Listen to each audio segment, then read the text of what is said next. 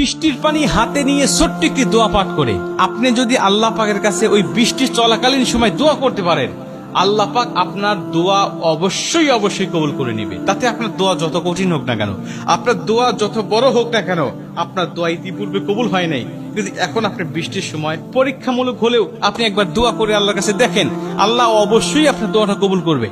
কারণ রাসূল সাল্লাল্লাহু আলাইহি ওয়াসাল্লাম বলছেন, আবু দাউদ শরীফের 2540 নম্বর হাদিস, অর্থাৎ 2540 নম্বর হাদিস, নবীজি বলছেন দুইটা সময়ে আল্লাহ দোয়া কখনোই ফেরত দেয় না। দুইটা সময়ে আল্লাহ পাক অবশ্যই বান্দার দোয়াটা কবুল করে। তারপর এক নম্বর হলো যখন আজান চলে, আজান চলাকালীন সময় দোয়া করলে আল্লাহ দোয়াটা কবুল করে। আরেকটা বর্ণনা আসছে যে আজান এবং ইকামতের মধ্যে যদি কেউ দোয়া করে আল্লাহ পাক তার দোয়াটা কবুল করে নেয়। এটা হলো এক নম্বর। দুই নম্বরে নবীজি বলছেন যখন বৃষ্টি হয়, এই বৃষ্টি চলাকালীন সময় যদি কেউ দোয়া করে আল্লাহ তার দোয়াটা কবুল করে দেয়। নবীজি সাহাবীরা বলছেন যে যখন বৃষ্টি হতো নবীজি তখন বৃষ্টির পানিতে স্পর্শ করতেন, এটা গায়ে লাগাতেন, এটা পোশাকে লাগাতেন, এটা হাতে লাগাতেন, আর বলতেন যে এটা নতুন ভাবে আমার রবের পক্ষ থেকে এসেছে, এটা নতুন ভাবে এসেছে আমার রবের পক্ষ থেকে, আসমান থেকে এটা বর্ষিত হয়েছে। তাই নবীজি এটা শরীরে মাখতেন এবং নবীজি একটা দোয়া পাঠ করতেন, আল্লাহুম্মা সাইয়্যিবান নাফিআ, আল্লাহুম্মা সাইয়্যিবান নাফিআ। এই দোয়াটা আপনি পাঠ করে আল্লাহর কাছে দোয়া করবেন, এটা সুন্নত, নবীজি দোয়া করতেন।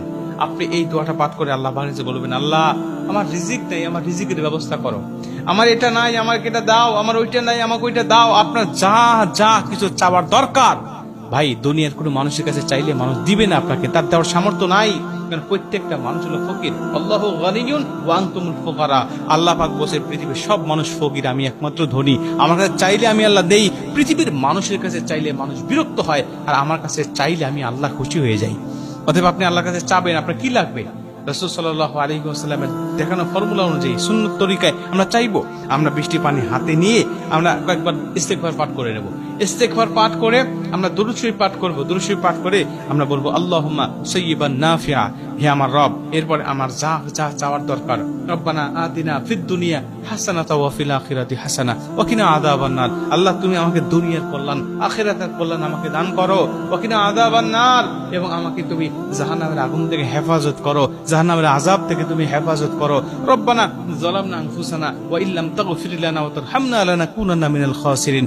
যত দোয়া আপনার মনে চায় আপনি সেই দোয়াগুলো করেন। ইতিপূর্বে দোয়া করেছেন কিন্তু কবুল হয় নাই, এখন একবার বিশ্বাস করে দোয়া করেই দেখেন না। আল্লাহর উপরে তাওয়াক্কুল রাখতে হবে, তবে আল্লাহর উপরে তাওয়াক্কুল না রাখলে কিন্তু হবে না। আপনি দোয়া করলেন যে আল্লাহ কবুল করতেও পারে নাও পারে, আদা আদা বিশ্বাস, এই আদা আদা বিশ্বাস নিয়ে আল্লাহর কাছে দোয়া করলে সেই দোয়া কবুল হয় না।